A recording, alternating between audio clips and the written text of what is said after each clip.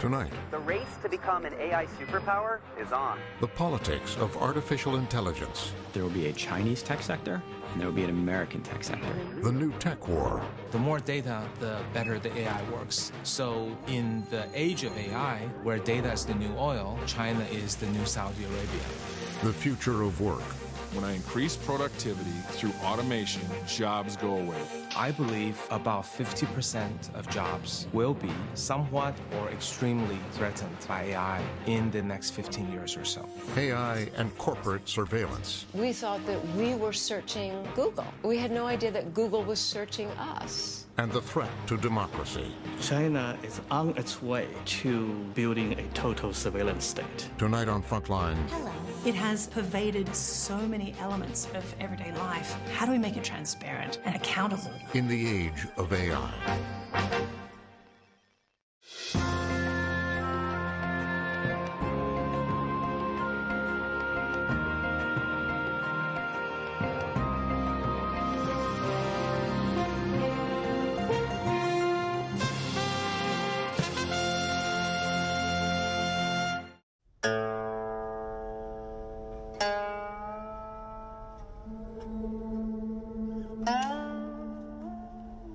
This is the world's most complex board game. There are more possible moves in the game of Go than there are atoms in the universe. Legend has it that in 2300 BCE, Emperor Yao devised it to teach his son discipline, concentration, and balance. And over 4,000 years later, this ancient Chinese game would signal the start of a new industrial age.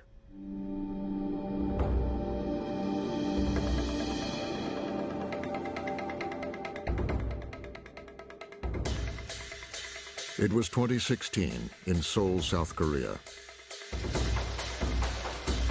Can machines overtake human intelligence? A breakthrough moment when the world champion of the ancient board game Go takes on an AI program developed by Google. 여전히 자신감은 있는 상태고요.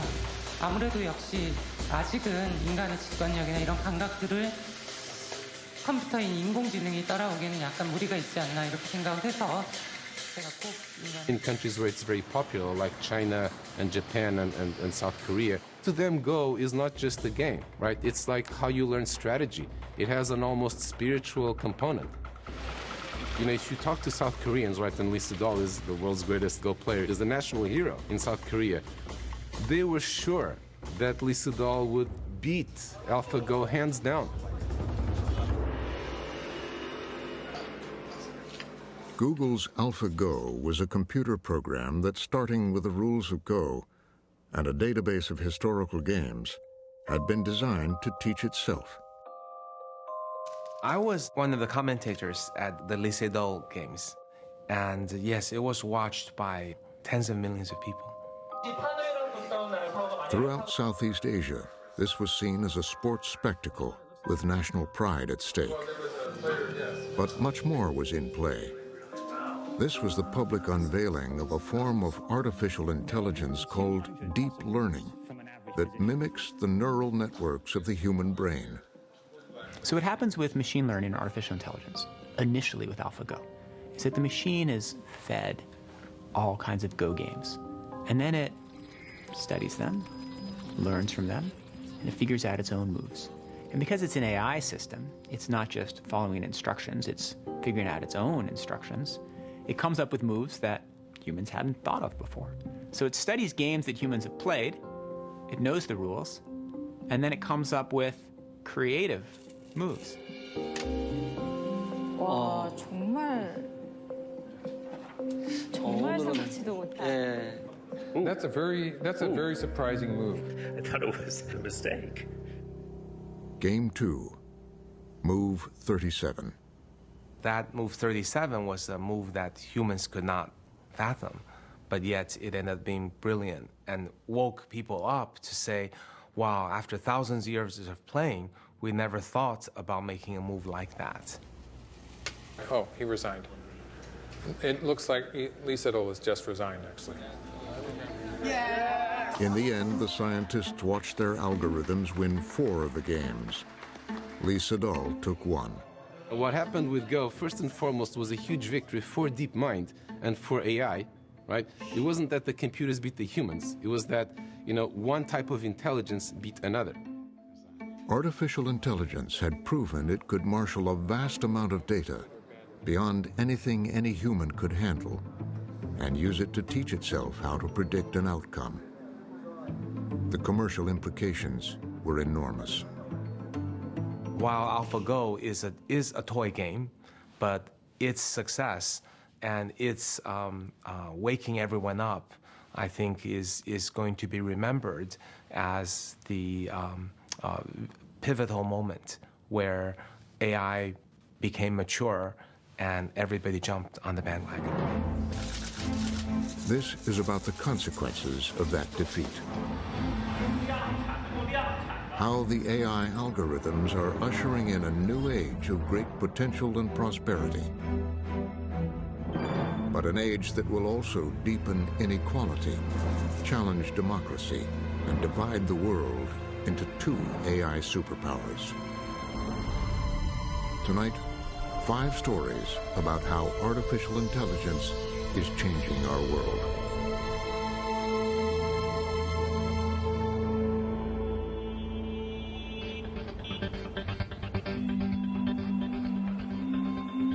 China has decided to chase the AI future.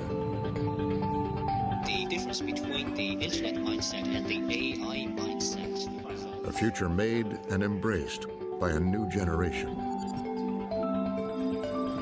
Well, it's hard not to feel the kind of immense energy and also the obvious fact of the demographics.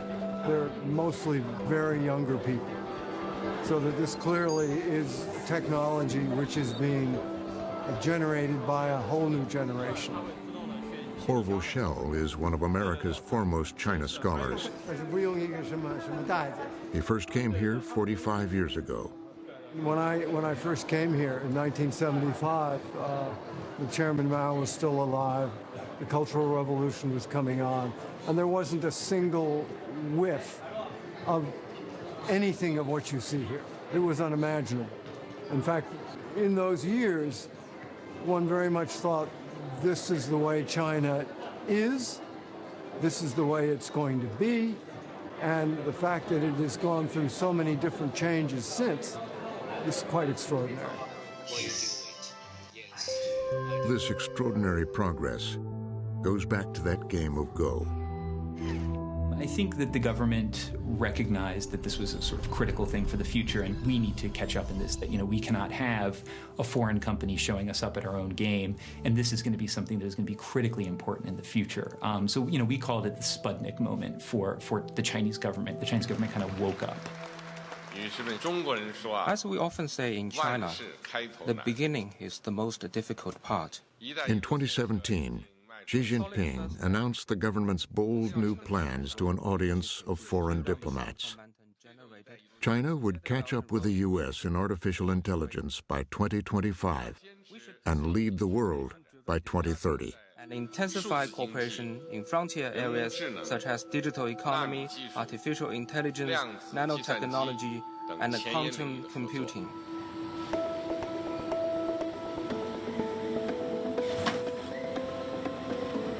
Today, China leads the world in e-commerce. Drones delivered to rural villages.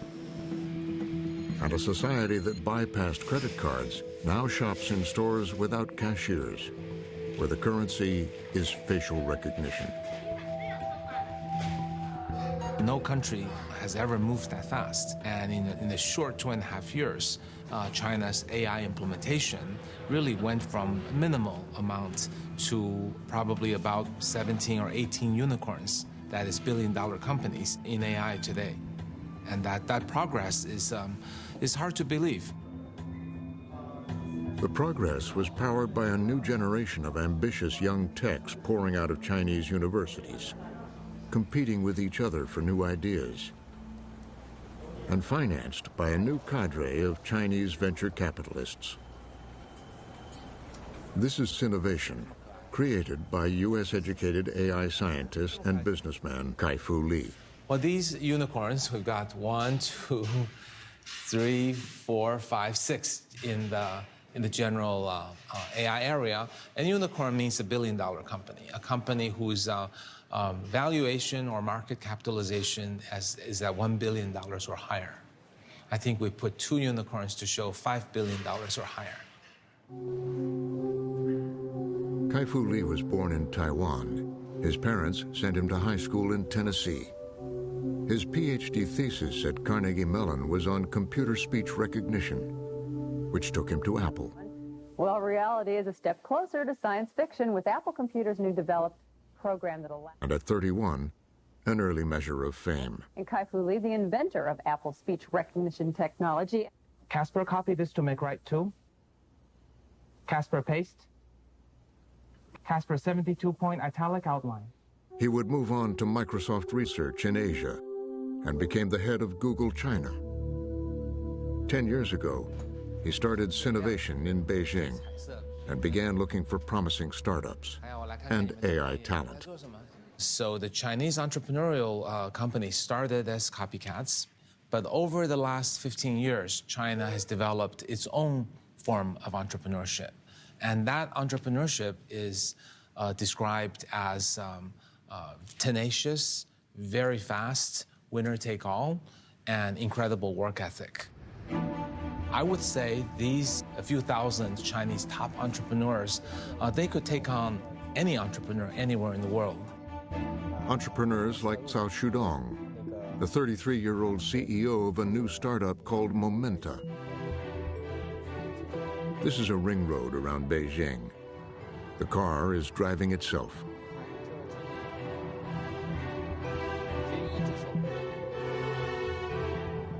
You see another cutting, yeah.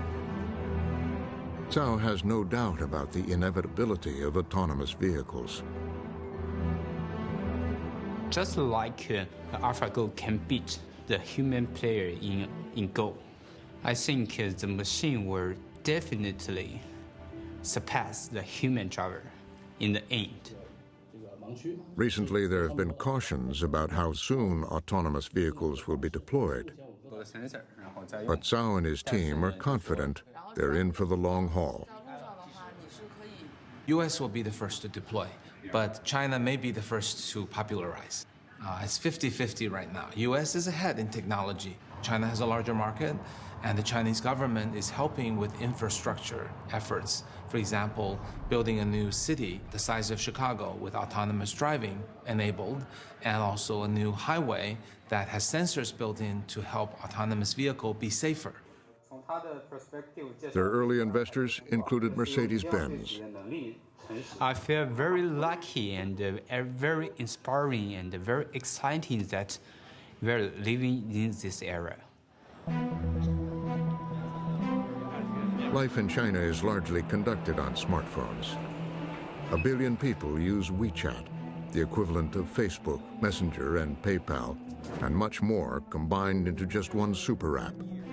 And there are many more. China is the best place for AI implementation today because the vast amount of data that's available in China. China has a lot more users than any other country, 3 to 4 times more than the US. There are 50 times more mobile payments than the US. There are 10 times more food deliveries, which serve as data to learn more about user behavior than the US. 300 times more shared bicycle rides. And each shared bicycle ride has all kinds of sensors submitting data up to the cloud. We're talking about maybe 10 times more data than the US. And AI is basically run on data and fueled by data. The more data, the better the AI works. More importantly than how brilliant the researcher is working on the problem. So in the age of AI, where data is the new oil, China is the new Saudi Arabia. And access to all that data means that the deep learning algorithm can quickly predict behavior, like the creditworthiness of someone wanting a short-term loan. Here is our application, and the customer can choose how many money they want to borrow and how long they want to borrow. And they can input their data here. And after that, you can just borrow very quickly. The CEO shows us how quickly you can get a loan. It has done. It takes an average of 8 seconds. It has passed to banks. Wow. Yeah, our job is finished. In the 8 seconds, the algorithm has assessed 5,000 personal features from all your data. 12,000 features. That is related with the delinquency. When maybe the banks only use few, maybe 10 features when they are doing their risk management. Processing millions of transactions, it'll dig up features that would never be apparent to a human loan officer. Like how confidently you type your loan application. Or, surprisingly, if you keep your cell phone battery charged. It's very interesting. The battery of the phone is related with their delinquency rate. Someone who has much more lower battery, they get much more dangerous than others. It's probably unfathomable to an American how a country can dramatically evolve itself from a copycat laggard to all of a sudden to nearly as good as the U.S. in technology. Like this facial recognition startup he invested in. Megvii was started by 3 young graduates in 2011. It's now a world leader in using AI to identify people. It's pretty fast. For example, on the mobile device, we have timed the facial recognition speed. It's actually less than 100 milliseconds. So that's very, very fast. So 0.1 second that we'll be able to recognize you, even on a mobile device. The company claims the system is better than any human at identifying people in its database. And for those who aren't, it can describe them. Like our director, what he's wearing, and a good guess at his age, missing it by only a few months. We are the first one to really take facial recognition to commercial quality. That's why in Beijing today you can pay for your KFC with a smile. You know, it's not so surprising. We've seen the Chinese companies catching up to the U.S. in technology for a long time. And so if particular effort and attention is paid in a specific sector, it's not so surprising that they would surpass the rest of the world. And facial recognition is one of the first places we've seen that start to happen. It's a technology prized by the government, like this program in Shenzhen to discourage jaywalking. Offenders are shamed in public, and with facial recognition, can be instantly fined. Critics warn that the government and some private companies have been building a national database from dozens of experimental social credit programs. The government wants to integrate all these individual behaviors or corporations' records into some kind of a matrix and compute out a single number or set of number associated with an individual, a citizen, and using that to implement a incentive or punishment system. A high social credit number can be rewarded with discounts on bus fares. A low number can lead to a travel ban. Some say it's very popular with the Chinese public that wants to punish bad behavior. Others see a future that rewards party loyalty and silences criticism. Right now, there is no final system being implemented. And from those experiments, we already see the possibility of what this social credit system can do to individual. It's very powerful, Orwellian-like, and it's extremely troublesome in terms of civil liberty. Every evening in Shanghai, ever-present cameras record the crowds as they surge down to the Bund, the promenade along the banks of the Huangpu River. Once, the great trading houses of Europe came here to do business with the Middle Kingdom. In the last century, they were all shut down by Mao's revolution. But now, in the age of AI, people come here to take in a spectacle that reflects China's remarkable progress and illuminates the great political paradox of capitalism taken root in the communist state. People have called it market Leninism, authoritarian capitalism. We are watching a kind of a Petri dish in which an experiment of, extraordinary importance to the world is being carried out.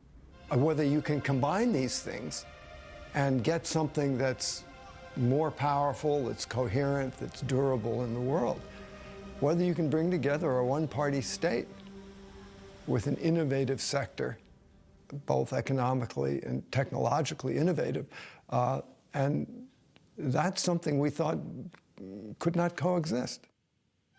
As China reinvents itself, it has set its sights on leading the world in artificial intelligence by 2030. But that means taking on the world's most innovative AI culture.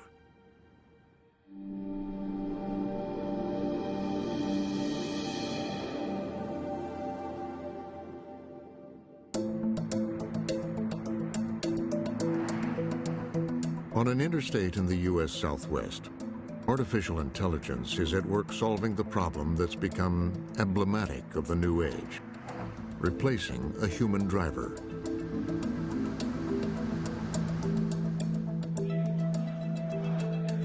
This is the company's CEO, 24-year-old Alex Rodriguez. The more things we build successfully, the less people ask questions about how old you are when you have working trucks. And this is what he's built. Commercial goods are being driven from California to Arizona on Interstate 10. There is a driver in the cab, but he's not driving.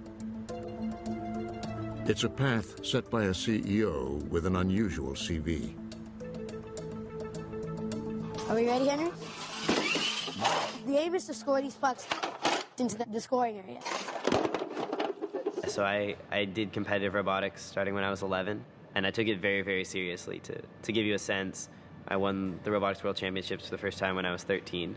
Been to Worlds 7 times between the ages of 13 and 20-ish. I eventually founded a team, did a lot of work at a very high competitive level. Things are looking pretty good. This was a prototype of sorts, from which he has built his multi-million-dollar company.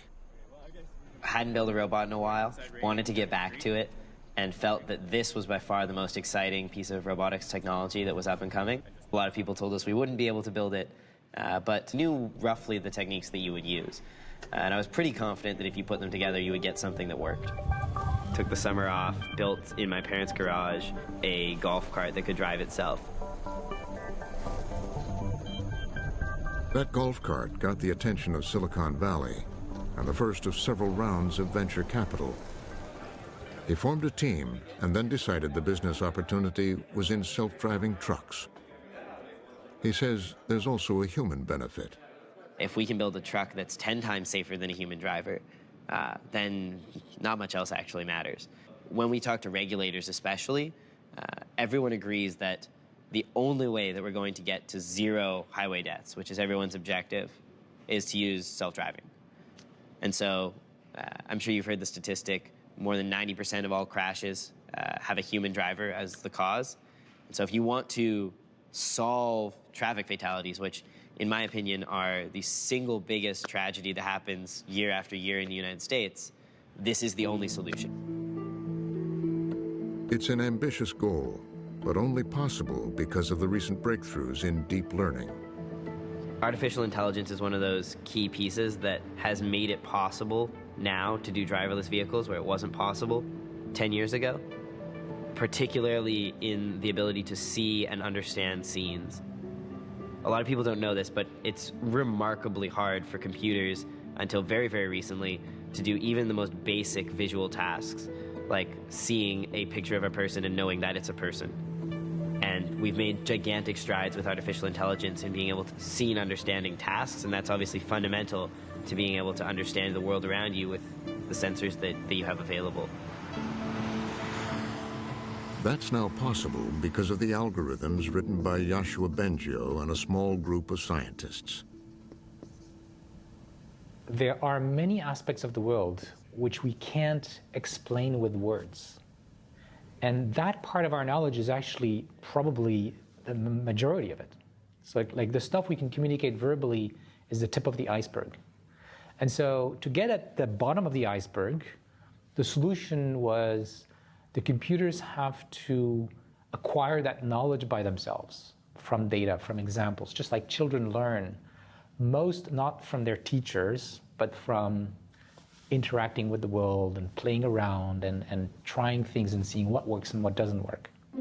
This is an early demonstration. In 2013, DeepMind scientists set a machine learning program on the Atari video game Breakout. The computer was only told the goal, to win the game. After 100 games, it learned to use the bat at the bottom to hit the ball and break the bricks at the top. After 300, it could do that better than a human player. After 500 games, it came up with a creative way to win the game by digging a tunnel on the side and sending the ball around the top to break many bricks with one hit. That was deep learning. That's the AI program based on learning, really, that has been so successful in the last few years and it wasn't clear 10 years ago that it would work, but it has completely changed the map and is now used in almost every sector of society. Even the best and brightest among us, we just don't have enough compute power inside of our heads. Amy Webb is a professor at NYU and founder of the Future Today Institute. As AI progresses, the great promise is that these machines, alongside of us, are able to think and imagine and see things in ways that we never have before, which means that maybe we have some kind of new, weird, seemingly implausible solution to climate change. Maybe we have some radically different approach to dealing with incurable cancers. The real practical and wonderful promise is that machines help us be more creative. And using that creativity, we get to terrific solutions. Solutions that could come unexpectedly to urgent problems. It's going to change the face of breast cancer. Right now, 40,000 women in the U.S. alone die from breast cancer every single year. Dr. Connie Lehman is head of the Breast Imaging Center at Massachusetts General Hospital in Boston. We've become so complacent about it, we almost don't think it can really be changed. We somehow think we should put all of our energy into chemotherapies to save women with metastatic breast cancer, and yet, you know, when we find it early, we cure it, and we cure it without having the ravages to the body when we diagnose it late. This shows the progression of a small spot from 1 year to the next, and then to the diagnosis of the small cancer here. This is what happened when a woman who had been diagnosed with breast cancer started to ask questions about why it couldn't have been diagnosed earlier. Really brings a lot of anxiety, and you're asking the questions, you know, am I going to survive? What's going to happen to my son? And I start asking other questions. She was used to asking questions. At MIT's Artificial Intelligence Lab, Professor Regina Barzilay uses deep learning to teach the computer to understand language, as well as read text and data. I was really surprised at the very basic question that I asked my physicians, which were really excellent physicians here at MGH. They couldn't give me answers that I was looking for. She was convinced that if you analyze enough data, from mammograms to diagnostic notes, the computer could predict early-stage conditions. If we fast forward from 2012 to 13 to 2014, we then see when Regina was diagnosed, because of this spot on her mammogram, is it possible with more elegant computer applications that we might have identified this spot the year before, or even back here? So those are standard prediction problems in machine learning. There is nothing special about them.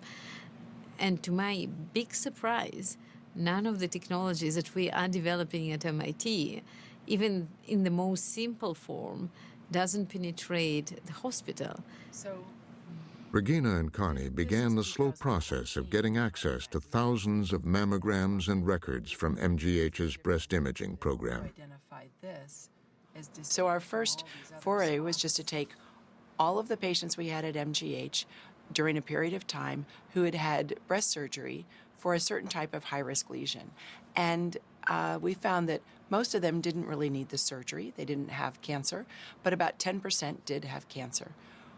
With Regina's techniques in deep learning and machine learning, we were able to predict the women that truly needed the surgery and separate out those that really could avoid the unnecessary surgery. What machine can do, it can take hundreds of thousands of images where the outcome is known and learn based on how, pixels are distributed, what are the very unique patterns that correlate highly with future occurrence of the disease. So instead of using human capacity to kind of recognize pattern, formalize pattern, which is inherently limited by our cognitive capacity and how much we can see and remember, we're providing machine with a lot of data and make it learn this prediction. So we are using technology not only to be better at assessing the breast density, but to get more to the point of what we're trying to predict. Does this woman have a cancer now? And will she develop a cancer in 5 years? And that's, again, where the artificial intelligence, machine and deep learning can really help us and our patients. In the age of AI, the algorithms are transporting us into a universe of vast potential and transforming almost every aspect of human endeavor and experience. Andrew McAfee is a research scientist at MIT who co-authored The Second Machine Age. The great compliment that a songwriter gives another one is, gosh, I wish I'd written that one. The great compliment a geek gives another one is, wow, I wish I had drawn that graph. So I wish I had drawn this graph. The graph uses a formula to show human development and growth since 2000 BCE. The state of human civilization is not very advanced, and it's not getting better very quickly at all. And this is true for thousands and thousands of years. When we formed empires and empires got overturned, when we tried democracy, when we invented zero and mathematics and fundamental discoveries about the universe, big deal. The numbers don't change very much. What's weird is that the numbers change essentially in the blink of an eye at one point in time, and it goes from really horizontal, unchanging, uninteresting to holy Toledo, crazy vertical. And then the question is, what on earth happened to cause that change? And the answer is the Industrial Revolution. There were other things that happened, but really what fundamentally happened is we overcame the limitations of our muscle power. Something equally interesting is happening right now. We are overcoming the limitations of our minds. We're not getting rid of them, we're not making them unnecessary, but holy cow, can we leverage them and amplify them now? You have to be a huge pessimist not to find that profoundly good news. I really do think the world has entered a new era. Artificial intelligence holds so much promise, but it's going to reshape every aspect of the economy, so many aspects of our lives, because AI is a little bit like electricity. Everybody's going to use it. Every company is going to be incorporating AI, integrating it into what they do. Governments are going to be using it. Nonprofit organizations are going to be using it. It's going to create all kinds of benefits in ways large and small, and challenges for us as well. The challenges, the benefits. The autonomous truck represents both as it maneuvers into the marketplace. The engineers are confident that, in spite of questions about when this will happen, they can get it working safely sooner than most people realize. I think that you will see the first vehicles operating with no one inside them moving freight in the next few years. And then you're going to see that expanding to more freight, more geographies, more weather. over time as that capability builds up. We're talking like less than half a decade. He already has a Fortune 500 company as a client, shipping appliances across the Southwest. He says the sales pitch is straightforward. They spend hundreds of millions of dollars a year shipping parts around the country. We can bring that cost in half, and they're really excited to be able to start working with us, both because of the potential savings from deploying self-driving, and also because of all the operational efficiencies that they see. The biggest one being able to operate 24 hours a day. So right now, human drivers are limited to 11 hours by federal law, and a driverless truck obviously wouldn't have that limitation.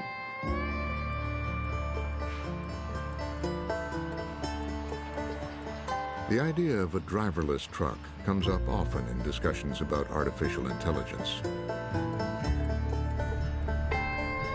Steve Viscelli is a sociologist who drove a truck while researching his book, The Big Rig, about the industry. This is one of the most remarkable stories in U.S. labor history, I think, is, the decline of unionized trucking. The industry was deregulated in 1980. And at that time, truck drivers were earning the equivalent of over $100,000 in today's dollars. And today, the typical truck driver will earn a little over $40,000 a year. And I think it's an important part of the automation story, right? Why are they so afraid of automation? Because we've had 4 decades of rising inequality in wages. And if anybody is going to take it on the chin from automation in the trucking industry, the first in line is going to be the driver, without a doubt. For his research, Viscelli tracked down truckers and their families like Sean and Hope Cumby of Beaverton, Michigan. Hey, Hope. I'm Steve Viscelli. Hi, Steve. Nice to meet you. Great to meet you, too. Thanks. And their son, Charlie. This is Daddy, me, Daddy, and Mommy. But Daddy's not here. Sean Cumby's truck has broken down in Tennessee. Hope, who drove a truck herself, knows the business well. We made $150,000, right, in a year. That sounds great, right? That's like good money. We paid $100,000 in fuel. Okay, so right there, now I made $50,000. But I didn't really, because, you get an oil change every month, so it's $300 a month. You still have to do all the maintenance. We had a motor blowout, right? $13,000. Right? I know. I mean, I choke up a little just thinking about it, because it was $13,000, and we were off work for 2 weeks. So by the end of the year, with that $150,000, by the end of the year, we'd made about $22,000. In a truck stop in Tennessee, Sean has been sidelined waiting for a new part. The garage owner is letting him stay in the truck to save money. Hi, baby. Hey, how's it going? It's going. Chunky butt. Hi, Chunky butt. What are you doing? Believe it or not, I do it because I love it. I mean, it's in the blood. 3rd generation driver. And my granddaddy told me a long time ago, when I was probably 11, 12 years old, probably, he said, the world meets nobody halfway. Nobody. He said, if you want it, you have to earn it. And that's what I do every day. I live by that creed, and I've lived by that since it was told to me. So if you're down for a week in a truck, you still have to pay your bills. I have enough money in my checking account at all times to pay a month's worth of bills. That does not include my food. That doesn't include field trips for my son's school. My son and I just went to our yearly doctor appointment. I took money out of my son's piggy bank to pay for it, because it's not scheduled in. It's not something that you can, afford. I mean, like when, sorry. It's okay.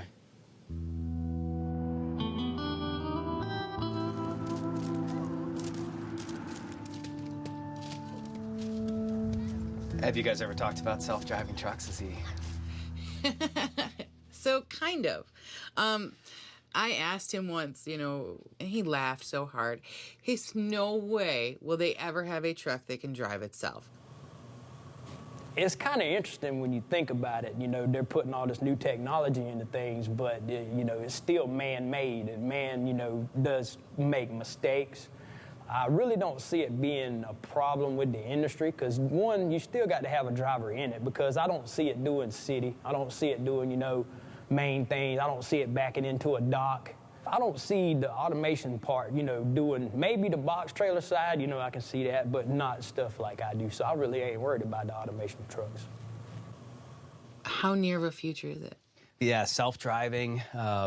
So some companies are already operating. Embark, for instance, it's one that has been doing driverless trucks on the interstate in what's called exit-to-exit self-driving, and they're currently running real freight. Really? On I-10. Shower guest 100. Your shower is now ready.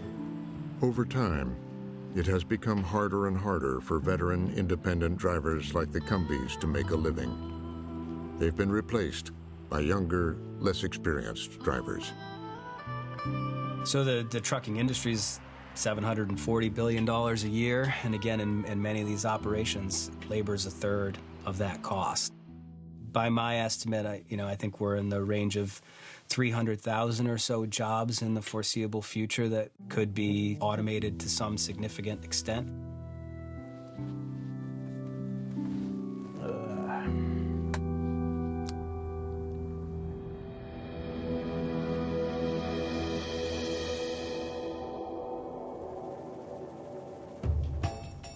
The AI future was built with great optimism out here in the West. In 2018, many of the people who invented it gathered in San Francisco to celebrate the 25th anniversary of the industry magazine. Howdy, welcome to Wired 25. It is a celebration for sure, but there's also a growing sense of caution and even skepticism. We're having a really good weekend here. Nick Thompson is editor-in-chief of Wired. When it started, it was very much a magazine about what's coming and why you should be excited about it. Optimism was the defining feature of Wired for many, many years. Or as our slogan used to be, change is good. And over time, it's shifted a little bit. And now it's more, we love technology, but let's look at some of the big issues and let's look at some of them critically. And let's look at the way algorithms are changing the way we behave for good and for ill. So the whole nature of Wired has gone from a champion of technological change to more of a observer of technological change. So before we start, There are 25 speakers, all named as icons of the last 25 years of technological progress. Why is Apple so secretive? Joni Ive, who designed Apple's iPhone. It would be bizarre not to be. There's this question of, like, what are we doing here in this life, in this reality? Jaron Lanier, who pioneered virtual reality. Cutting edge of the next. And Jeff Bezos, the founder of Amazon. Amazon was a garage startup. Now it's a very large company. Two kids in a dorm. His message is, all will be well in the new world. I guess, first of all, I remain incredibly optimistic about technology. And technologies always are two-sided, but that's not new. That's always been the case. And we will figure it out. The last thing we'd ever want to do is stop the progress of new technologies, even when they are dual use. But, says Thompson, beneath the surface, there's a worry most of them don't like to talk about.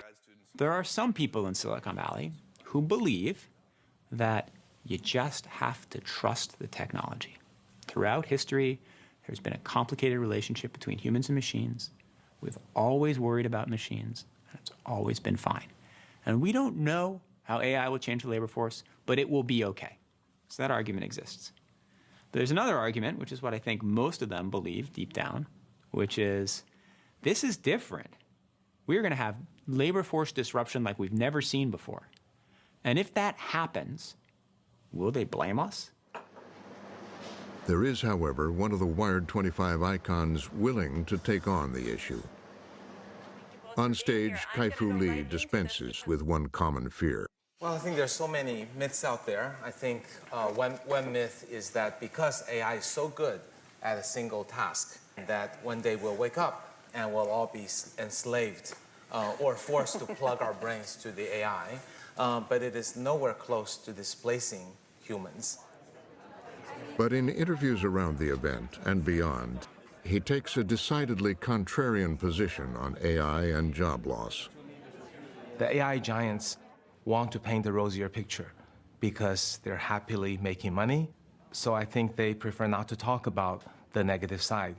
I believe about 50% of jobs will be somewhat or extremely threatened by AI in the next 15 years or so. Kai-Fu Lee also makes a great deal of money from AI. What separates him from most of his colleagues is that he's frank about its downside. Yes, we've made about 40 investments in AI. I think based on these 40 investments, most of them are not impacting human jobs. They're creating value, making high margins, inventing a new model. But I could list 7 or 8 that would lead to a very clear displacement of human jobs. He says that AI is coming whether we like it or not, and he wants to warn society about what he sees as inevitable. You have a view which I think is different than many others, which is that AI is not going to take blue-collar jobs so quickly, but is actually going to take white-collar jobs. Yeah. Well, both will happen. AI will be, at the same time, a replacement for blue-collar, white-collar jobs, and be a great symbiotic tool for doctors, lawyers, and you, for example. But the white-collar jobs are easier to take because they're a pure quantitative analytical process. Let's say reporters, traders, telemarketing, telesales, customer service. Analysts? Analysts, yes. These can all be replaced just by a software. To do blue collar, some of the work requires, hand-eye coordination, things that machines are not yet good enough to do. Today, there are many people who are ringing the alarm. Oh my God, what are we going to do? Half the jobs are going away. I believe that's true. But here's the missing fact. I've done the research on this, and if you go back 20, 30, or 40 years ago, you will find that 50% of the jobs that people performed back then are gone today. Where are all the telephone operators, bowling pin setters, elevator operators? They used to have seas of secretaries in corporations that have now been eliminated, travel agents. You can just go through field after field after field. That same pattern has recurred many times throughout history with each new wave of automation. But I would argue that history is only trustable if it is multiple repetitions of similar events, not once in a blue moon occurrence. So over the history of many tech inventions, most are small things. Only maybe 3 are at the magnitude of AI revolution. The steam engine, electricity, and the computer revolution. I'd say everything else is too small. And the reason I think it might be something brand new is that AI is fundamentally replacing our cognitive process in doing a job in its significant entirety. And it can do it dramatically better. This argument about job loss in the age of AI was ignited 6 years ago amid the gargoyles and spires of Oxford University. 2 researchers had been poring through U.S. labor statistics, identifying jobs that could be vulnerable to AI automation. Well, vulnerable to automation in the context that we discussed 5 years ago now essentially meant that those jobs are potentially automatable over an unspecified number of years. And the figure we came up with was 47%. 47%. That number quickly traveled the world in headlines and news bulletins. But authors Carl Frey and Michael Osborne offered a caution. They can't predict how many jobs will be lost or how quickly. But Frey believes that there are lessons in history. And what worries me the most is that there is actually one episode that looks quite familiar to today, which is the British Industrial Revolution, where wages didn't grow for 9 decades, and a lot of people actually saw living standards decline as technology progressed. Saginaw, Michigan knows about decline in living standards. Harry Cripps, an auto worker and a local union president, has witnessed what 40 years of automation can do to a town. You know, we're one of the cities in the country that I think we were left behind in this recovery. And I don't know how we get on the bandwagon now. Once this was the UAW hall for one local union. Now, with falling membership, it's shared by 5 locals. Rudy didn't get his yet. This day, it's the center for a Christmas food drive. Even in a growth economy, unemployment here is near 6%. Poverty in Saginaw Steve, you got one more coming. is over 30%. Okay. Our factory has about 1.9 million square feet. Back in the 70s, that 1.9 million square feet had about 7,500 UAW automotive workers making a middle-class wage with decent benefits and able to send their kids to college and do all the things that the middle-class family should be able to do. Our factory today, with automation, they would probably be about 700 United Auto Workers. That's a dramatic change. A lot of union brothers used to work there, buddy. Yeah, TRW plant. That was unfortunate. Delphi, looks like they're starting to tear it down now. Wow. Automation is definitely taking away a lot of jobs. Robots, I don't know how they buy cars. I don't know how they buy sandwiches. I don't know how they go to the grocery store. They definitely don't pay taxes with search the infrastructure. So you don't have the sheriffs and the police and the firemen and anybody else that supports the city is gone because there's no tax base. Robots don't pay taxes. The average personal income in Saginaw is $16,000 a year. A lot of the families that I work with here in the community, both parents are working. They're working 2 jobs. Mainly it's the wages, you know, people not making a decent wage to be able to support a family. Like back in the day, my dad even worked at the plant. My mom stayed home, raised the children, and that give us opportunity to put food on the table and things of that nature. And them times are gone. If you look at this graph of what's been happening to America since the end of World War II, you see a line for our productivity, and our productivity gets better over time. It used to be the case that our pay, our income, would increase in lockstep with those productivity increases. The weird part about this graph is how the income has decoupled, is not going up the same way that productivity is anymore. As automation has taken over, workers are either laid off or left with less skilled jobs for less pay, while productivity goes up. There are still plenty of factories in America. We are a manufacturing powerhouse. But if you go walk around an American factory, you do not see long lines of people doing repetitive manual labor. You see a whole lot of automation. If you go upstairs in that factory and look at the payroll department, you see 1 or 2 people looking into a screen all day. So the activity is still there, but the number of jobs is very, very low because of automation and tech progress. Now, dealing with that challenge and figuring out what the next generation of the American middle class should be doing is a really important challenge, because I'm pretty confident that we are never again going to have this large, stable, prosperous middle class doing routine work. Evidence of how AI is likely to bring accelerated change to the U.S. workforce can be found not far from Saginaw. This is the U.S. headquarters for one of the world's largest builders of industrial robots, a Japanese-owned company called Fanuc Robotics. We've been producing robots for well over 35 years, and you can imagine over the years they've changed quite a bit. We're utilizing the artificial intelligence to really make the robots easier to use and be able to handle a broader spectrum of opportunities. We see a huge growth potential in robotics. And we see that growth potential as being really, there's 90% of the market left. The industry says optimistically that with that growth, they can create more jobs. Even if there were 5 people on a job, and we reduced that down to 2 people because we automated some level of it, we might produce 2 times more parts than we did before because we automated it. So now there might be the need for 2 more fork truck drivers or 2 more quality inspection personnel. So although we reduce some of the people, we grow in other areas as we produce more things. When I increase productivity through automation, I lose jobs.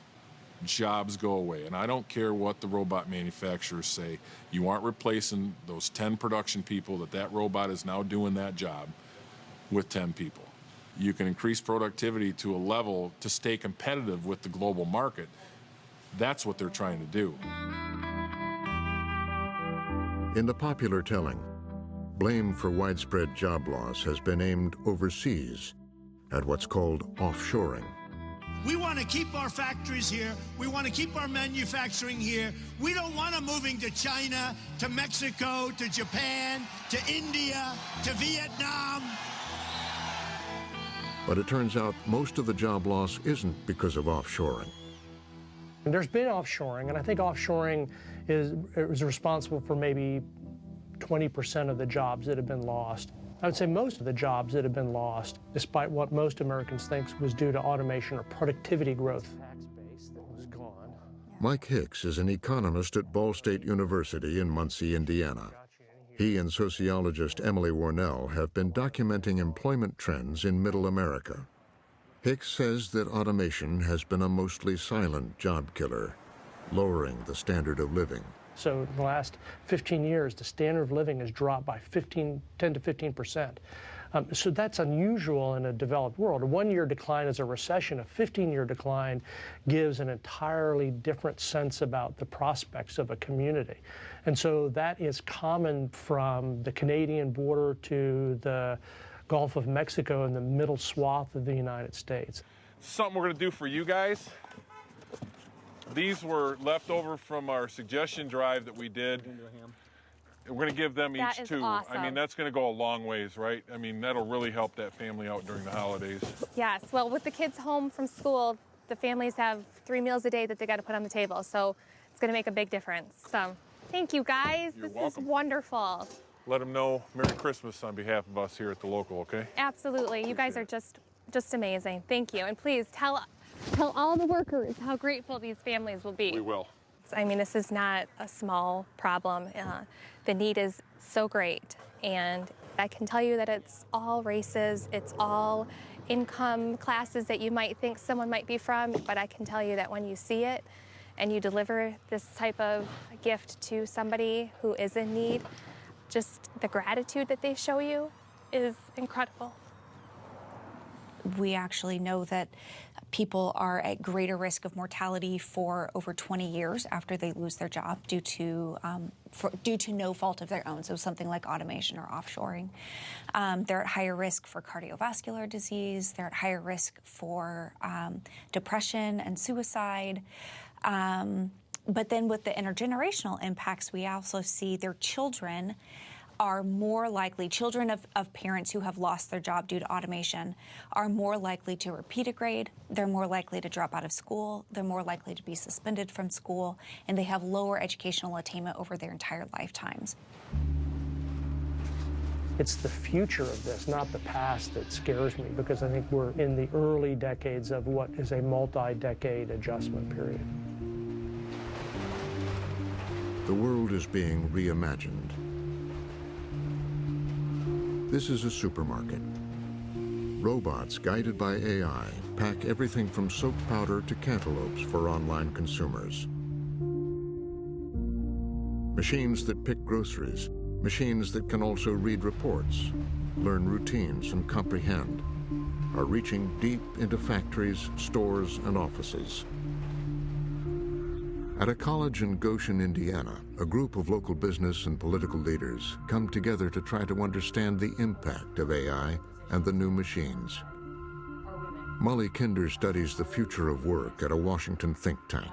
How many people have gone into a fast food restaurant and done a self-ordering? Anyone? Yes? Panera, for instance, is doing this. Cashier was my first job, and where I live in Washington, D.C., it's actually the #1 occupation for the greater D.C. region. There are millions of people who work in cashier positions.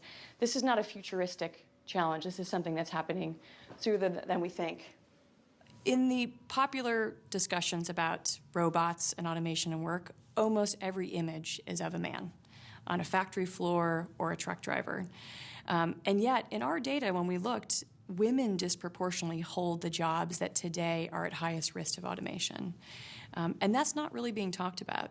And that's in part because women are overrepresented in some of these marginalized occupations, like a cashier or a fast food worker, and also in large numbers in clerical jobs in offices, HR departments, payroll, finance. A lot of that is more routine processing information, processing paper, transferring data.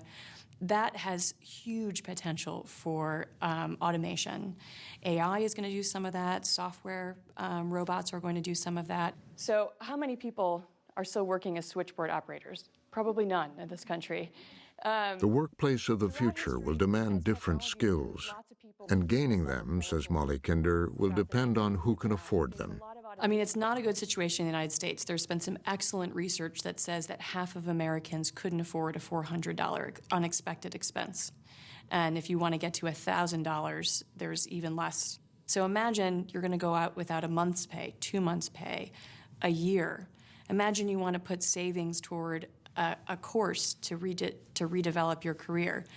People can't afford to take time off of work. They don't have a cushion. So this lack of economic stability married with the disruptions in people's careers is a really toxic mix.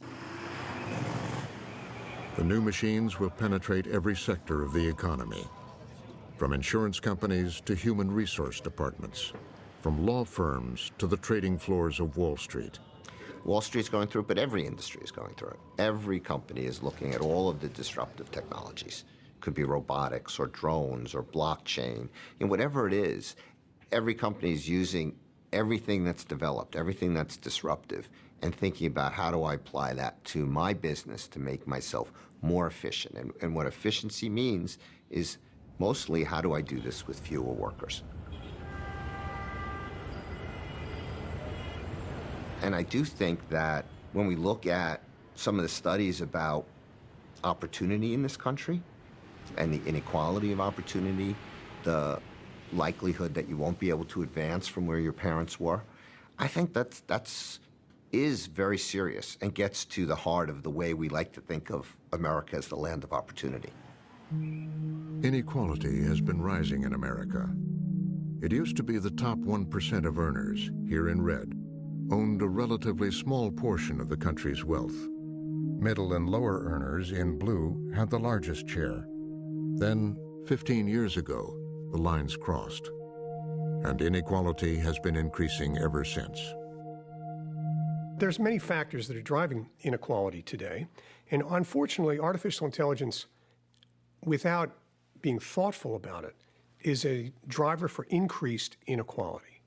Because it's a form of automation, and automation is the substitution of capital for labor. And when you do that, the people with the capital win. So Karl Marx was right. It's a struggle between capital and labor. And with artificial intelligence, we're putting our finger on the scale on the side of capital, and how we wish to distribute the benefits, the economic benefits that will create, is going to be a major moral consideration for society over the next several decades. This is really an outgrowth of the increasing gaps of haves and have-nots. The wealthy getting wealthier, the poor getting poorer.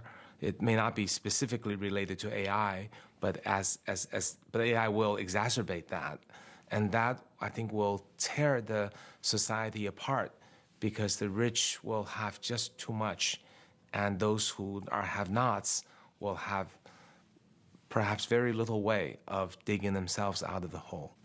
And with AI making its impact, it'll be worse, I think.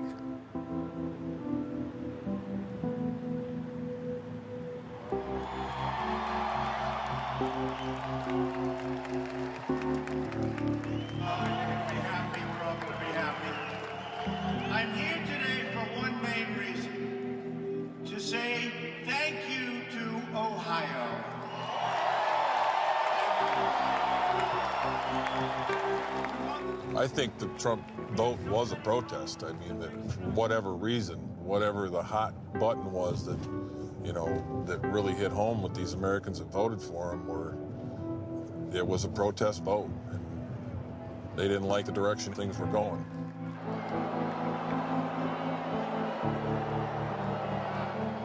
I'm scared. I'm going to be quite honest with you. I worry about the future of not just this country, but the entire globe. If we continue to go in an automated system, what are we going to do? Now I've got a group of people at the top that are making all the money, and I don't have anybody in the middle that can support a family. So do we have to go to the point where we crash to come back? And in this case, the automation's already going to be there, so I don't know how you come back. I'm really worried about where this leads us in the future.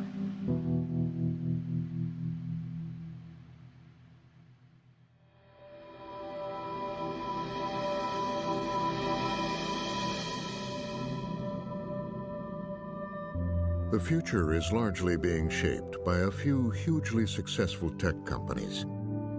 They're constantly buying up successful smaller companies and recruiting talent. Between the US and China, they employ a great majority of the leading AI researchers and scientists. In the course of amassing such power, they've also become among the richest companies in the world. AI really is the ultimate tool of wealth creation. Think about the massive data that Facebook has on user preferences and how it can very smartly target an ad that you might buy something and get a much bigger cut that a smaller company couldn't do. Same with Google, same with Amazon. So AI is a set of tools that helps you maximize an objective function. And that objective function initially will simply be make more money. And it is how these companies make that money and how their algorithms reach deeper and deeper into our work, our daily lives, and our democracy that makes many people increasingly uncomfortable. Pedro Domingos wrote the book, The Master Algorithm. Everywhere you go, you generate a cloud of data. You're trailing data. Everything that you do is producing data. And then there are computers looking at that data that are learning, and these computers are essentially trying to serve you better. They're trying to personalize things to you. They're trying to adapt the world to you.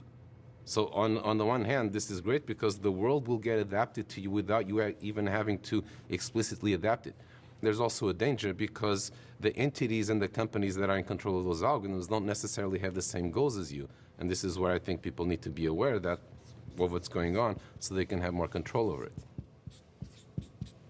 We came into this new world thinking that we were users of social media. It didn't occur to us that social media was actually using us. We thought that we were searching Google. We had no idea that Google was searching us. Shoshana Zuboff is a Harvard Business School professor emerita. In 1988, she wrote a definitive book called In the Age of the Smart Machine. For the last 7 years, she has worked on a new book, making the case that we have now entered a new phase of the economy, which she calls surveillance capitalism. So famously, industrial capitalism claimed nature, innocent rivers and meadows and forests and so forth, for the market dynamic to be reborn as real estate, as land that could be sold and purchased. Industrial capitalism claimed work for the market dynamic to be reborn as labor that could be sold and purchased. Now here comes surveillance capitalism, following this pattern, but with a dark and startling twist. What surveillance capitalism claims is private human experience. Private human experience is claimed as a free source of raw material, fabricated into predictions of human behavior. And it turns out that there are a lot of businesses that really want to know what we will do now, soon, and later. Like most people, Alastair McTaggart had no idea about this new surveillance business until one evening in 2015. I had a conversation with a fellow who's an engineer, and I was just talking to him one night at dinner at a cocktail party, and there had been something in the press that day about privacy in the paper, and I remember asking him, he worked for Google, what's the big deal about why are people so worked up about it? And I thought it was going to be one of those conversations like with, if you ever ask an airline pilot, should I be worried about flying? And they say, oh, the most dangerous part is coming to the airport, in the car. And he said, oh, you'd be horrified if you knew how much we knew about you. And I remember that kind of stuck in my head because it was not what I expected. That question would change his life. A successful California real estate developer, McTaggart began researching the new business model. What I've learned since is that their entire business is learning as much about you as they can.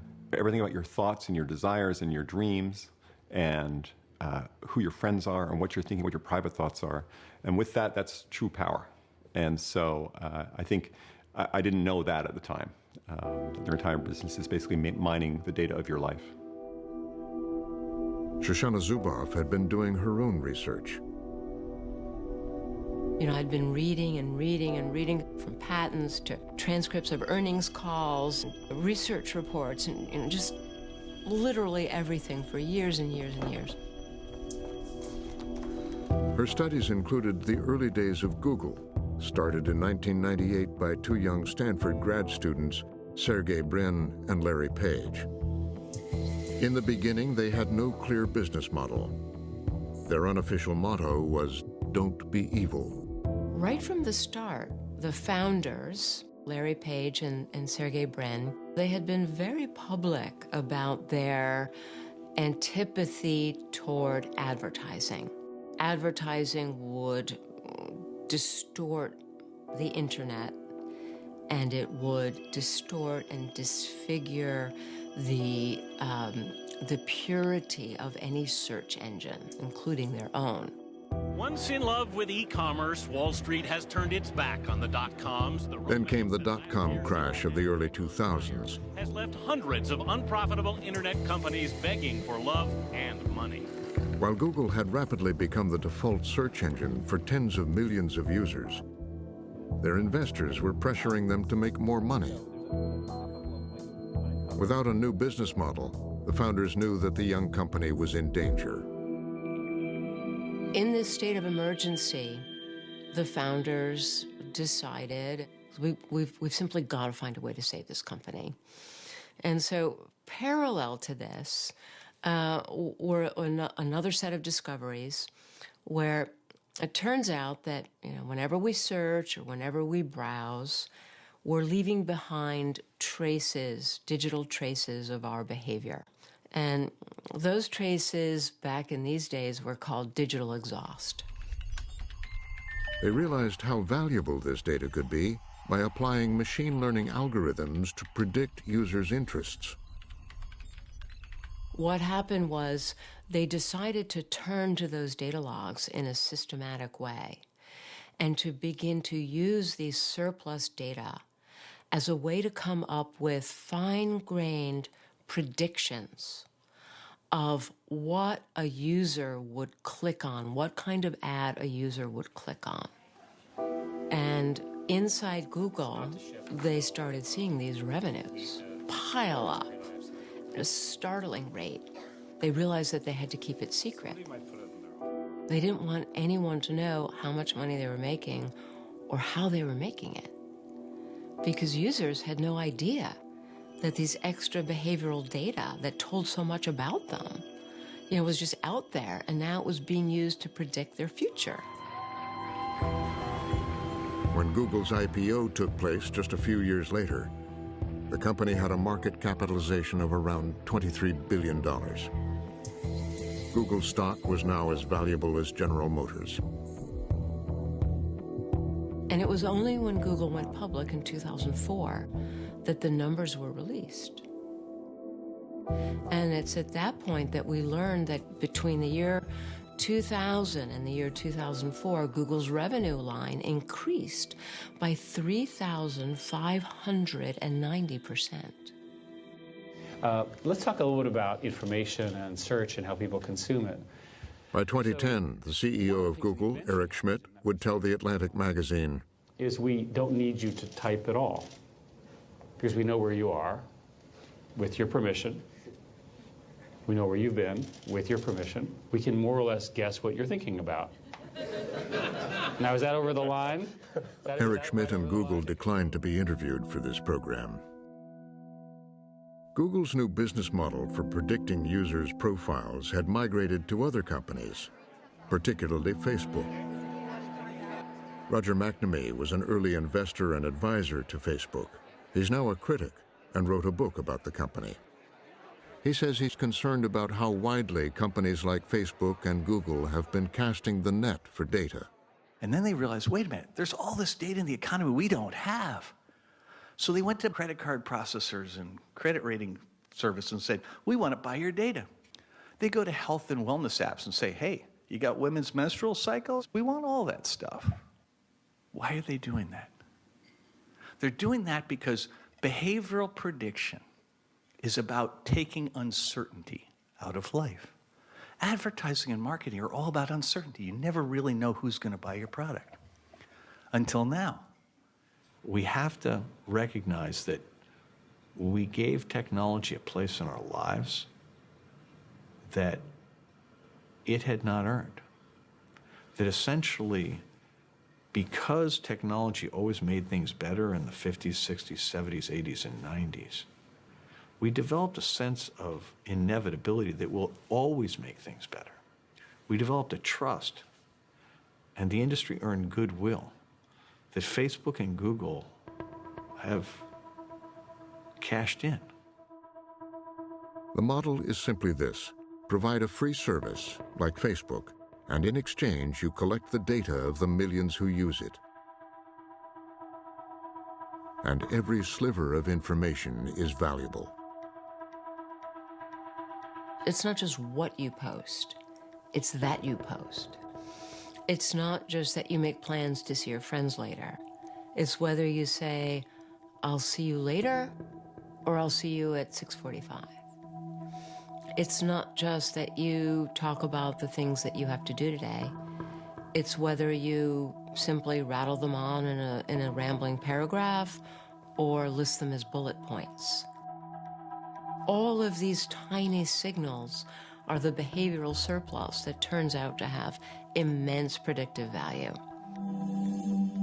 In 2010, Facebook experimented with AI's predictive powers in what they called a social contagion experiment. They wanted to see if, through online messaging, they could influence real-world behavior. The aim was to get more people to the polls in the 2010 midterm elections. Cleveland, I need you to keep on fighting. I need you to keep on believing. They offered 61 million users an I voted button, together with faces of friends who had voted. A subset of users received just the button. In the end, they claimed to have nudged 340,000 people to vote. They would conduct other massive contagion experiments. Among them, one showing that by adjusting their feeds, they could make users happy or sad. When they went to write up these findings, they boasted about two things. One was, oh my goodness, now we know that we can use cues in the online environment to change real-world behavior. That's big news. The second thing that they understood and they celebrated was that we can do this in a way that bypasses the user's awareness. Private corporations have built a corporate surveillance state without our awareness or permission. And the systems necessary to make it work are getting a lot better, specifically with what are known as Internet of Things, smart appliances, powered by the Alexa voice recognition system or the Google Home system. Okay, Google, play the morning playlist. Okay, playing morning playlist. Okay, Google, play music in all rooms. And those will put the surveillance in places we've never had it before. Living rooms, kitchens, bedrooms. And I find all of that terrifying. Okay, Google, I'm listening. The companies say they are not using the data to target ads, but helping AI improve the user experience. Alexa, turn on the fan. Okay. Meanwhile, they are researching and applying for patents to expand their reach into homes and lives. Alexa, take a video. The more and more that you use spoken interfaces, so smart speakers, they're being trained not just to recognize who you are, but they're starting to take baselines and comparing changes over time. So does your cadence increase or decrease? Are you sneezing while you're talking? Is your voice a little wobbly? The purpose of doing this is to understand more about you in real time so that a system could make inferences. Perhaps like, do you have a cold? Are you in a manic phase? Are you feeling depressed? So that is an extraordinary amount of information that can be gleaned by you simply waking up and asking your smart speaker, what's the weather today? Alexa, what's the weather for tonight? Currently in Pasadena, it's 58 degrees with cloudy skies. Inside it is then. Dinner! The point is that this is the same micro-behavioral targeting that is directed toward individuals based on intimate, detailed understanding of personalities. So this is precisely what Cambridge Analytica did, simply pivoting from the advertisers to the political outcomes. The Cambridge Analytica scandal of 2018 engulfed Facebook, forcing Mark Zuckerberg to appear before Congress to explain how the data of up to 87 million Facebook users had been harvested by a political consulting company based in the UK. The purpose was to target and manipulate voters in the 2016 presidential campaign, as well as the Brexit referendum. Cambridge Analytica had been largely funded by conservative hedge fund billionaire Robert Mercer. And now we know that any billionaire with enough money who can buy the data, buy the machine intelligence capabilities, buy the skilled data scientists, they too can commandeer the public and infect and infiltrate and upend our democracy with the same methodologies that surveillance capitalism uses every single day. We didn't take a broad enough view of our responsibility, and that was a big mistake. And it was my mistake, and I'm sorry. Zuckerberg has apologized for numerous violations of privacy, and his company was recently fined $5 billion by the Federal Trade Commission. He has said Facebook will now make data protection a priority, and the company has suspended tens of thousands of third-party apps from its platform as a result of an internal investigation.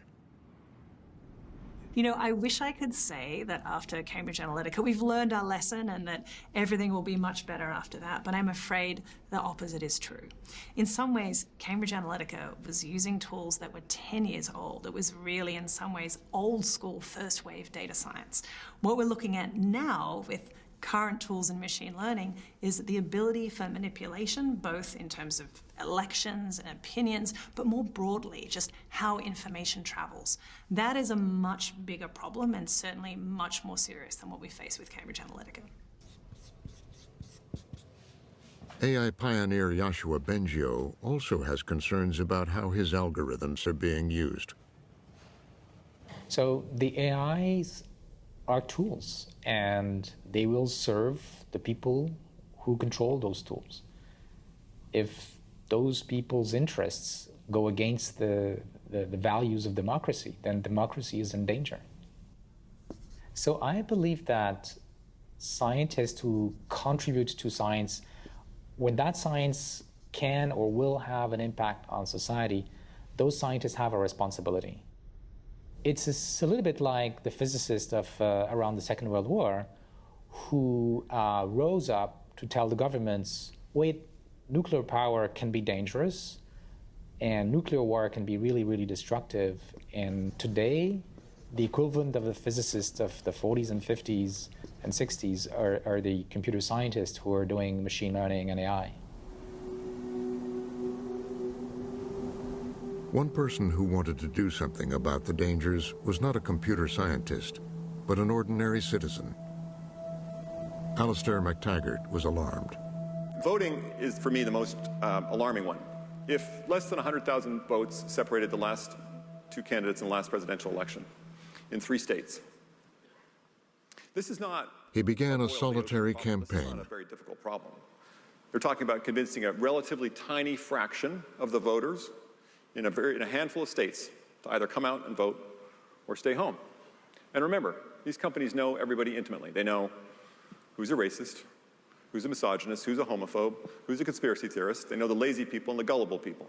They have access to the greatest trove of personal information that's ever been assembled. They have the world's best data scientists. And they have essentially a frictionless way of communicating with you. This is power. McTaggart started a signature drive for a California ballot initiative for a law to give consumers control of their digital data. In all, he would spend $4 million of his own money in an effort to rein in the Goliaths of Silicon Valley. Google, Facebook, AT&T, and Comcast all opposed his initiative. I'll tell you I was scared. Fear of looking like a world-class idiot. The market cap of all the firms arrayed against me was over $6 trillion.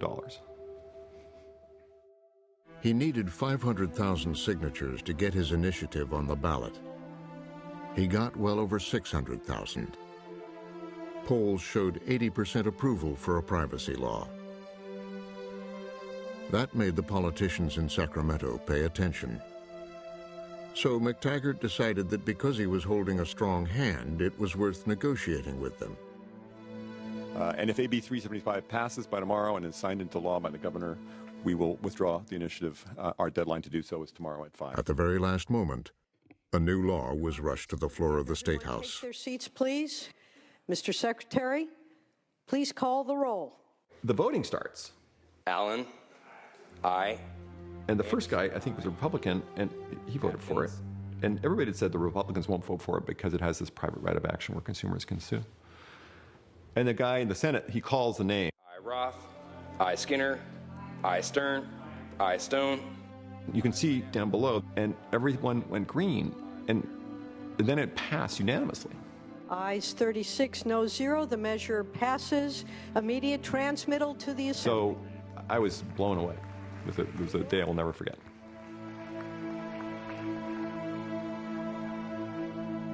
So in January next year, you as a Californian resident will have the right to go to any company and say, what have you collected on me in the last 12 months? What of my personal information do you have? So that's the first right. It's the right of, we call that the right to know. The second is the right to say no. And that's the right to go to any company and click a button on any page where they're collecting your information and say, do not sell my information. More importantly, we require that they honor what's called a third-party opt-out. You will click once in your browser, don't sell my information, and it will then send the signal to every single website that you visit, don't sell this person's information. And that's going to have a huge impact on the spread of your information across the internet. The tech companies had been publicly cautious, but privately alarmed about regulation. Then one tech giant came on board in support of McTaggart's efforts. I find the reaction among other tech companies to, at this point, be pretty much all over the place. Some people are saying, you're right to raise this, these are good ideas. Some people say, we're not sure these are good ideas, but you're right to raise it. And some people are saying, we don't want regulation. And so, we have conversations with people where we point out that the auto industry is better because there are safety standards. Pharmaceuticals, even food products, all of these industries are better because the public has confidence in the products, in part because of a mixture of responsible companies and responsible regulation. But the lobbyists for big tech have been working the corridors in Washington. They're looking for a more lenient national privacy standard, one that could perhaps override the California law and others like it. But while hearings are held and antitrust legislation threatened, the problem is that AI has already spread so far into our lives and work. Well, it's in healthcare, it's in education, it's in criminal justice, it's in the experience of shopping as you walk down the street. It has pervaded so many elements of everyday life, and in a way that in many cases is completely opaque to people. While we can see a phone and look at it and we know that there's some AI technology behind it, many of us don't know that when we go for a job interview and we sit down and we have a conversation that we're being filmed and that our micro expressions are being analysed by hiring companies, or that if you're in the criminal justice system, that there are risk assessment algorithms that are deciding your risk number, which could determine whether or not you receive bail or not. These are systems which in many cases are hidden in the back end of our sort of social institutions. And so one of the big challenges we have is how do we make that more apparent? How do we make it transparent? And how do we make it accountable? For a very long time, we have felt like, as humans, as Americans, we have full agency in determining our own futures. What we read, what we see, we're in charge. What Cambridge Analytica taught us, and what Facebook continues to teach us, is that we don't have agency. We're not in charge. This is machines that are automating some of our skills, but have made decisions about who we are. And they're using that information to tell others the story of us.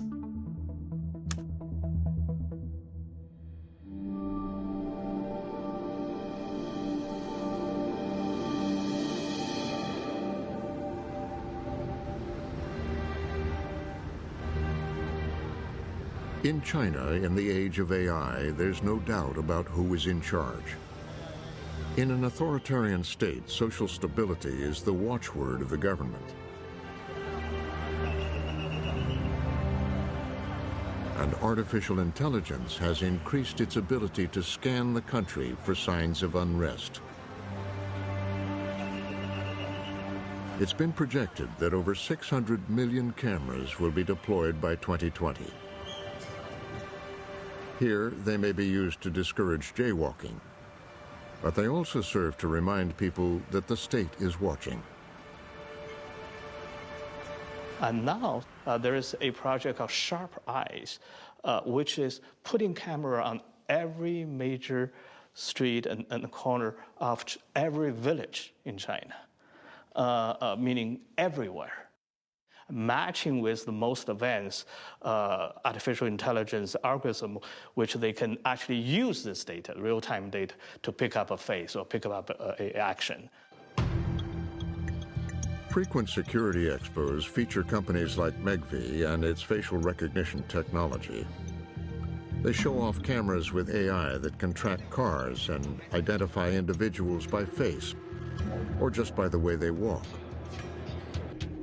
The place is just filled with these screens where you can see the computers are actually reading people's faces and trying to digest that data and basically track and identify who each person is. And it's incredible to see so many, because just 2 or 3 years ago, we hardly saw that kind of thing.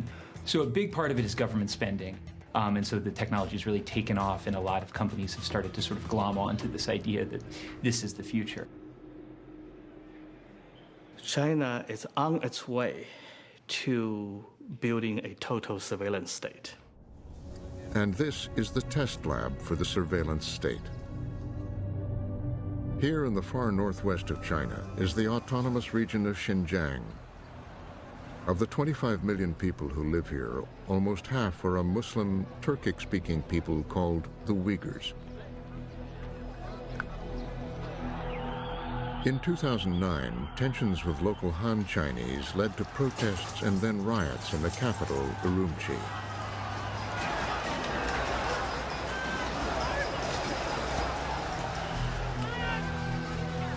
As the conflict has grown, the authorities have brought in more police and deployed extensive surveillance technology. That data feeds an AI system that the government claims can predict individuals prone to terrorism and detect those in need of re-education in scores of recently built camps. It is a campaign that has alarmed human rights groups. Chinese authorities are, without any legal basis, arbitrarily detaining up to 1 million Turkic Muslims simply on the basis of their identity. But even outside the facilities in which these people are being held, most of the population there is being subjected to extraordinary levels of high-tech surveillance, such that almost no aspect of life anymore takes place outside the state's line of sight. And so the kinds of behavior that's now being monitored, which language you speak at home, whether you're talking to your relatives in other countries, how often you pray, that information is now being hoovered up and used to decide whether people should be subjected to political re-education in these camps. There have been reports of torture and deaths in the camps. And for Uyghurs on the outside, Xinjiang has already been described as an open-air prison. Trying to have a normal life as Uyghur is impossible both inside and outside of China. Just imagine, while you're on your way to work, police subject you to scan your ID, forcing you to lift your chin, while machines take your photo and you wait until you find out if you can go. Imagine police take your phone and run data scan and force you to install compulsory software, allowing your calls and messages to be monitored. Imagine at the Nuri Turkul, a lawyer and a prominent Uyghur activist, addresses a demonstration in Washington, D.C. Many among the Uyghur diaspora have lost all contact with their families back home. Turkul warns that this dystopian deployment of new technology is a demonstration project for authoritarian regimes around the world. They have barcodes on somebody's home doors to identify what kind of citizen that he is. What we're talking about is a collective punishment of an ethnic group. Not only that, the Chinese government has been promoting its methods, its technology, it is to other countries, namely Pakistan, Venezuela, Sudan, and others, to utilize to squelch political resentment or prevent a political upheaval in their various societies. China has a grand scheme to spread its technology and influence around the world. Launched in 2013, it started along the old Silk Road out of Xinjiang and now goes far beyond. It's called the Belt and Road Initiative. So effectively, what the Belt and Road is China's attempt to, via spending and investment, project its influence all over the world. And we see, massive infrastructure projects going in places like Pakistan and in Venezuela and Ecuador and Bolivia, all over the world, Argentina, in America's backyard, in Africa. Africa's been a huge place. And what the Belt and Road ultimately does is it attempts to kind of create a political leverage for the Chinese spending campaign all over the globe. Like Xi Jinping's 2018 visit to Senegal, where Chinese contractors had just built a new stadium, arranged loans for a new infrastructure development, and, said the Foreign Ministry, there would be help maintaining social stability.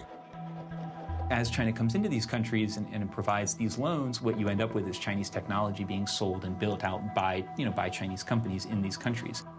We've started to see it already in terms of surveillance systems, not the kind of high-level AI stuff yet, but, lower-level camera-based, manual sort of observation-type things all over. You see it in Cambodia, you see it in Ecuador, you see it in Venezuela. And what they do is they sell a dam, sell some other stuff, and they say, by the way, we can give you these camera systems and for your emergency response. And it'll cost you $300 million, and we'll build a ton of cameras, and we'll build you a kind of, a main center where you have police who can watch these cameras. And that's going in all over the world already.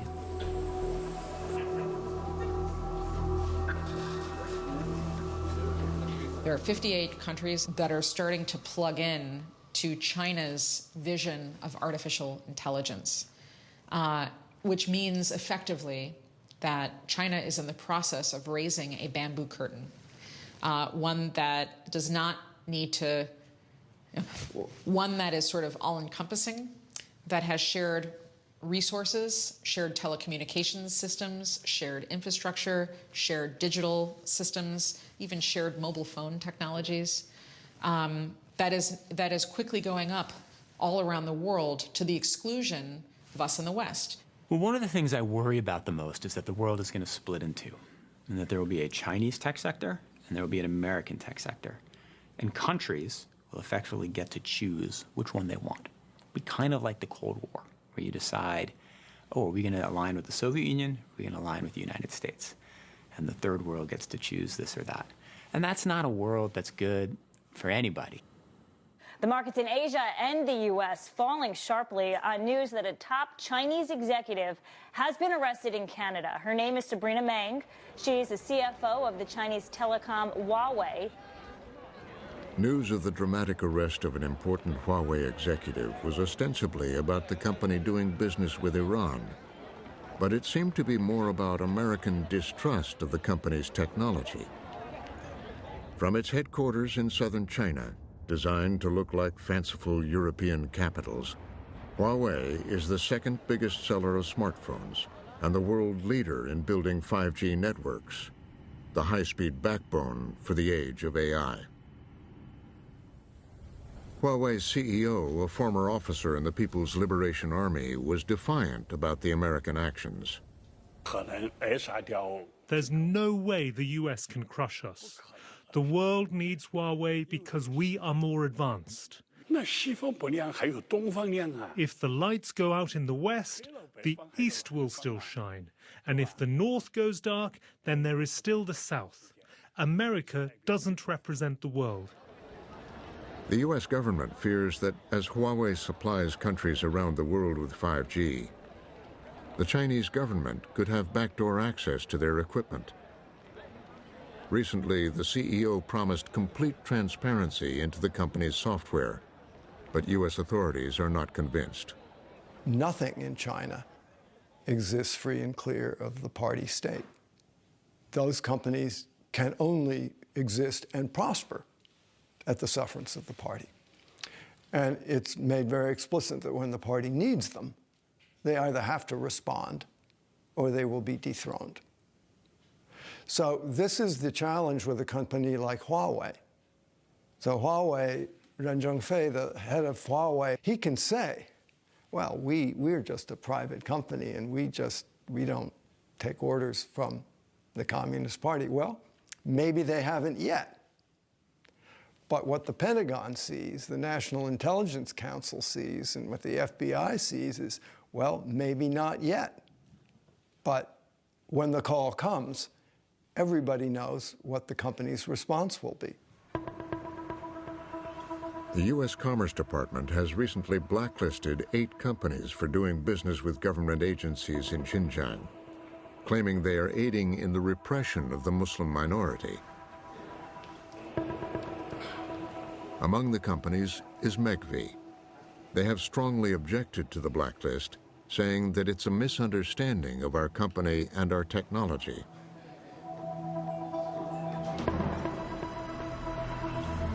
President Xi has increased his authoritarian grip on the country.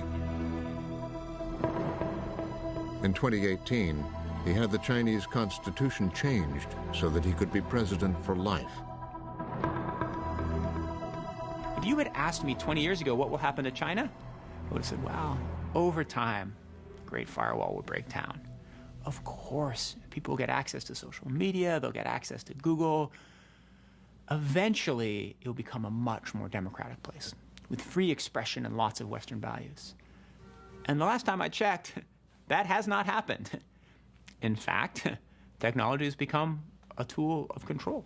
And as China has gone through this amazing period of growth and wealth and openness in certain ways, there has not been the democratic transformation that I thought. And it may turn out that, in fact, technology is a better tool for authoritarian governments than it is for democratic governments. To dominate the world in AI, President Xi is depending on Chinese tech to lead the way.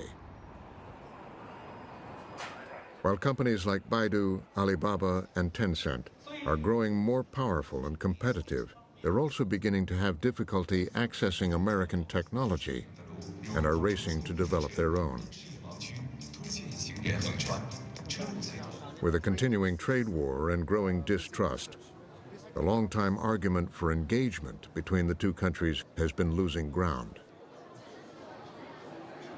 I've seen more and more of my colleagues move from a position when they thought, well, if we just keep engaging China, the lines between the two countries will slowly converge, whether it's in economics, technology, politics.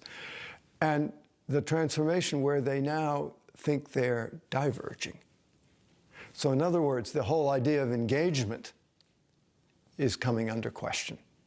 And that casts an entirely different light on technology. Because if you're diverging and you're heading into a world of antagonism, conflict possibly, then suddenly technology is something that you don't want to share. You want to sequester to protect your own national interests. And I think the tipping point moment we are at now, which is what is casting the whole question of things like artificial intelligence and technological innovation into a completely different framework, is that if in fact China and the US are in some way fundamentally antagonistic to each other, then we're in a completely different world. In the age of AI, a new reality is emerging. That with so much accumulated investment and intellectual power, the world is already dominated by just 2 AI superpowers. That's the premise of a new book written by Kai-Fu Lee. Hi, I'm Kai-Fu. Dr. Lee. Hi. So nice to meet you. Chili, nice to meet you. Look at all these dog ears. I love that. You like that? But I don't like you didn't buy the book. You borrowed it. I couldn't find it. Oh, really? Yeah. And you're coming to my talk? Of course. Oh, hi. I did my homework, I'm telling you. Oh, my goodness. Thank you. Lori, can you get this gentleman a book? In his book and in life, the computer scientist come venture capitalist walks a careful path. Criticism of the Chinese government is avoided, while capitalist success is celebrated. Electrical engineering. Sure, yeah. send me a resume. Okay, thanks. Now, with the rise of the 2 superpowers, he wants to warn the world of what's coming. Are you the new leaders? If we're not the new leaders, we're pretty close. Thank you very much. Thanks. Never, he writes, has the potential for human flourishing been higher, or the stakes of failure greater. So if one has to say who's ahead, I would say today, China is quickly catching up. China actually began its big push in AI only 2.5 years ago, when the AlphaGo Lee Sedol match became the Sputnik moment. He says he believes that the 2 AI superpowers should lead the way and work together to make AI a force for good. If we do, we may have a chance of getting it right. If we do a very good job in the next 20 years, AI will be viewed as an age of enlightenment. Our children and their children will see AI as serendipity, that AI is here to liberate us from having to do routine jobs and push us to do what we love and push us to think what it means to be human. But what if humans mishandle this new power? Kai-Fu Lee understands the stakes.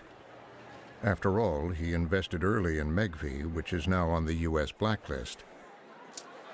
He says he's reduced his stake and doesn't speak for the company. Asked about the government using AI for social control, he chose his words carefully. AI is a technology that can be used for good and for evil. So how do governments limit themselves in on the one hand, using this AI technology and the database to maintain a safe environment for its citizens, but not encroach on individuals' rights and privacies. That, I think, is also a tricky issue, I think, for every country. I think every country will be tempted to use AI probably beyond the limits to which that you and I would like the government to use.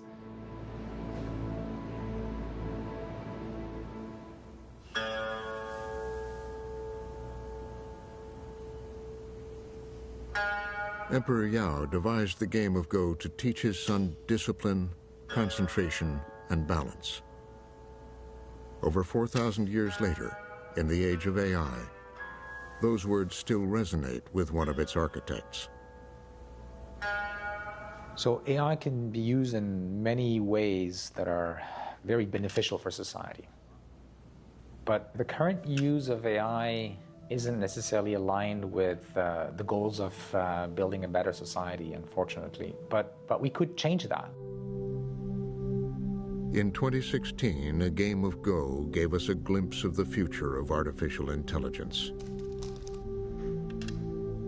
Since then, it has become clear that we will need a careful strategy to harness this new and awesome power.